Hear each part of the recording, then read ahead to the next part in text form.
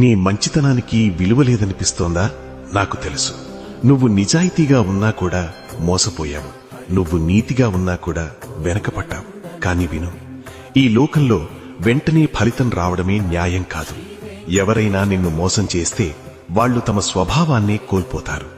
నువ్వు సత్యం వైపు నిలబడితే నీకు సమయం ఓడిపోతున్నట్టుగా కనిపించొచ్చు, కాని కర్మ గెలుస్తోంది.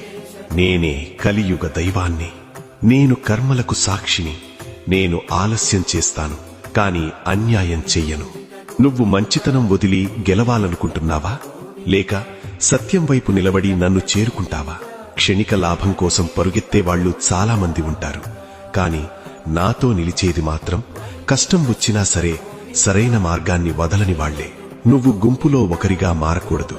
నువ్వు ఒక ఉదాహరణగా నిలవాలి. నాపై నీ విశ్వాసం నీకు కవచంగా ఉంటుంది. ఈ రోజు నువ్వు